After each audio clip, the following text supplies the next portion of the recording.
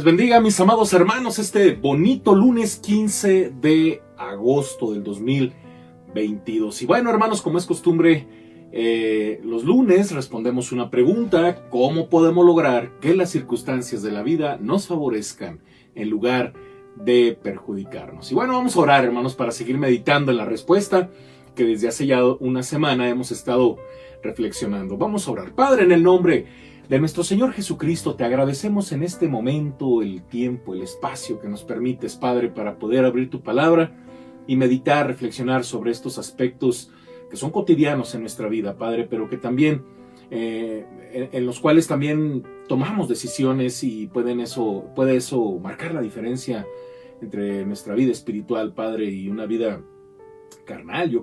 Queremos, Padre, yo quiero pedirte que nos bendigas en esta breve reflexión y que mi vida sea solo un instrumento de gracia en tus manos, y también, Padre, que sea para glorificarte a ti. Ayúdanos con tu Espíritu Santo en el nombre de Jesús. Amén. Amén, mis queridos hermanos. Y bueno, la respuesta en la que estamos meditando, hermanos, desde hace una semana, es cuando escojo la confianza en vez de la preocupación. Esta es la segunda parte, hermanos, y como dice Filipenses 4, del 6 al 8, por nada estáis afanosos, sino sean conocidas vuestras peticiones delante de Dios en toda oración y ruego, con acción de gracias. Y la paz de Dios, que sobrepasa todo entendimiento, guardará vuestros corazones y vuestros pensamientos en Cristo Jesús. Por lo demás, hermanos, todo lo que es verdadero, todo lo honesto, todo lo justo, todo lo puro, todo lo amable, todo lo que es de buen nombre, si hay virtud alguna, si algo digno de alabanza, en esto pensad. Así es, mis queridos hermanos, hemos estado hablando acerca de escoger la confianza en vez de la preocupación. Y bueno, en esta breve parte, hermanos, esta reflexión, que es la segunda parte de esta respuesta, vamos a ver los efectos que provoca, hermanos, la ansiedad de nuestra vida cuando decidimos caminar por esa vereda. Seguramente vas a identificar algunas situaciones que muy probablemente estés viviendo, o pues vas a tener una perspectiva clara de por qué no caminar por la vereda de la ansiedad. Y bueno, hermanos, la preocupación que provoca el pecado. Mucho ojo, hermanos, porque mire que la parte de nuestra ansiedad proviene del comportamiento pecaminoso. Cuando violamos la ley de Dios, hermanos, consciente y voluntariamente, sabemos que el juicio vendrá. Tenemos temor de que Dios vaya a vengarse de nosotros. A veces tememos que nuestro comportamiento pecaminoso se descubra. Sin duda, hermanos, ese fue el problema que tuvo el rey David después de que cometió adulterio con Betsabé y mandó asesinar a su esposo Urías. Durante meses, el monarca vivió en temor constante de que se descubriera su falta. En el Salmo 32, versículos del 3 al 4, leemos lo siguiente: mientras callé, se envejecieron mis huesos en mi gemir todo el día, porque de día y de noche se agravó sobre mí tu mano, se volvió mi verdor en sequedades de verano. Hermanos, en ocasiones nuestra desobediencia produce un estado de inquietud. Desconocemos qué tipo de castigo recibiremos. Lo que sabemos es que vendrá.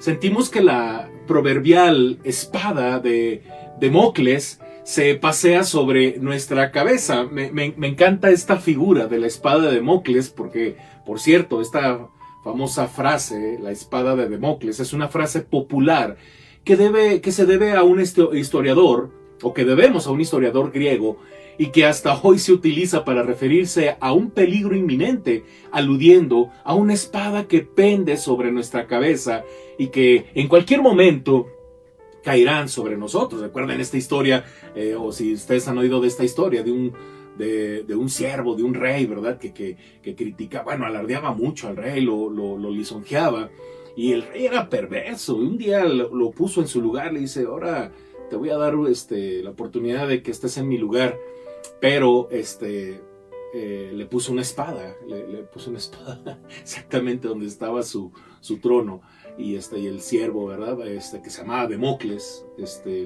por eso la idea de que sentía que esa espada en cualquier momento se iba a romper. De hecho, estaba colgada por un cabello de cola de caballo, una cosa así. Algo así tiene que ver esta historia. Y así es como a veces nos sentimos, hermanos. Mire, esto es lo que el teólogo del siglo XVII, Jonathan Edwards, tenía en mente cuando dijo: los impíos tiemblan cuando las hojas de los árboles se mueven. Y bueno, hermanos, por el contrario, el que vive en santidad, vive en la conciencia, vive con la conciencia tranquila. El profeta Isaías, hermanos, escribió allá en el capítulo 32, verso 17, y el efecto de la justicia será paz, y la labor de la justicia, reposo y seguridad para siempre. Esta paz, hermanos, está bellamente ilustrada en la vida de Daniel.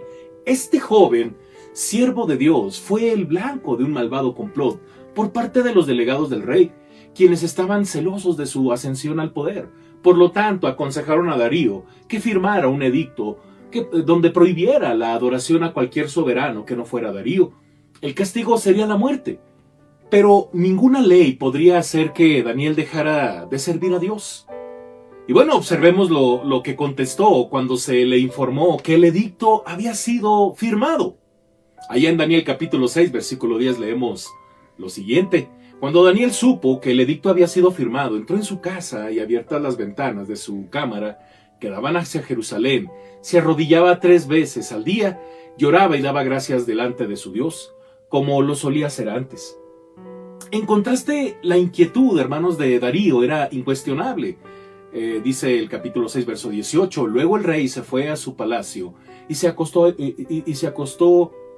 ayunó, ni instrumentos de música fueron traídos delante de él, y se le fue el sueño. Daniel, hermanos, estaba libre de preocupaciones porque era obediente a Dios. Por otro lado, Darío sabía que aunque su edicto iba de acuerdo con las leyes de Media y de Persia, estaba violando la ley divina, y este conocimiento le daba temor. Entonces, hermanos, la ansiedad provocada por el pecado es algo muy común en muchos cristianos, hermanos. De repente no se explican por qué no llegan a tener cierta quietud en su interior. Y piensan que con ir a la iglesia, con hacer alguna actividad, incluso servir en la congregación, piensan que con eso, esas inquietudes, esa preocupación, ansiedad, se va a desaparecer, pero es una deuda que tenemos con Dios. Y bueno, si en esta parte del estudio quieres hacer una oración en casa, en estos momentos, ahí a solas con el Padre, y quieres confesarle algún pecado, hazlo, querido hermano, porque eso trae mucha ansiedad. Ponte a cuentas con Dios. Es más, si es posible, ponte a escribirle una carta a Dios y haz una lista de tus pecados, de las cosas que no le has confesado, de las cosas que dijiste, incluso de las cosas que pensaste, de las cosas que hiciste, de las cosas que llevan doble sentido, ¿verdad? De repente hacemos como que nosotros no hicimos nada, ¿verdad? Pero muy adentro sabemos que traemos malas intenciones. Todo eso, querido hermano, ponlo en las manos del Señor y pídele perdón, arrepiéntete, no hagas eso ya. Entonces, la paz, ¿verdad?, de la justicia, como dice el pasaje de Isaías, la paz que trae la justicia, la paz que trae el justo, el ser justos, hermanos. Nuevamente leo el pasaje: y el efecto de la justicia será paz, y la labor de la justicia, reposo y seguridad para siempre. Nosotros tenemos la justicia de Cristo y esa es la justicia que nos da paz, querido hermano. Por eso hay que confesar nuestros pecados. Y bueno, también vamos a hablar de la preocupación. Dice, la preocupación es un dardo de fuego de Satanás. Mira que esto es algo bien interesante, hermano, porque los ataques satánicos son otra fuente de ansiedad. En Efesios 6, capítulo 6, versículos del 13 al 18, es un pasaje muy, muy, muy interesante, donde el apóstol Pablo describe la armadura que tenemos a nuestra disposición para pelear contra Satanás.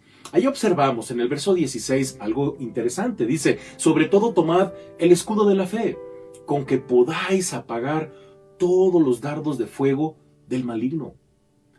En tiempos de Pablo, hermanos, el escudo romano estaba hecho de madera y medía aproximadamente 75 centímetros de ancho por 1,5 metros de alto, e iba recubierto de metal o pieles empapadas en agua, porque era común que los enemigos lanzaran mechas encendidas. Debido a que estas podían encender lo que tocaran. La única protección disponible contra las quemaduras era este escudo empapado en agua. Y si alguna flecha flameante tocaba el escudo, de inmediato se apagaba. Interesante dato, hermanos. Fíjense que Satanás tiene un enorme arsenal de proyectiles incendiarios a su disposición. Uno de ellos es la lascivia, otro la duda, otro la depresión. Pero uno de sus favoritos, sin lugar a dudas, querido hermano, es la ansiedad. ¿Por qué? En primer lugar, hermano, pon atención. Analicemos los resultados de la ansiedad. Cuando llega a nuestra vida, la ansiedad, hermano, nos paraliza. Como cuando alguien se ve amenazado con un arma en la cabeza. Nos incapacita para llevar a cabo las responsabilidades dadas por Dios. La ansiedad es tan arrolladora que no podemos hacer nada más. ¿Proviene de Dios esa emoción? Algunas veces. Ya vimos, hermanos, que si construimos nuestra vida sobre los valores temporales o desobedecemos la ley de Dios, vendrá la ansiedad misma que Dios usa para regresarnos a la comunión con Él. Dios, no es el plan básico de que eso estuviera en nuestro ADN, en nuestro ser.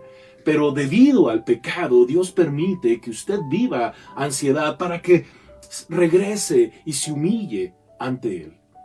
Pero muchas veces, hermanos, la ansiedad es el resultado directo de un ataque satánico, especialmente cuando impide que tengamos una buena relación con Dios en vez de propiciarla.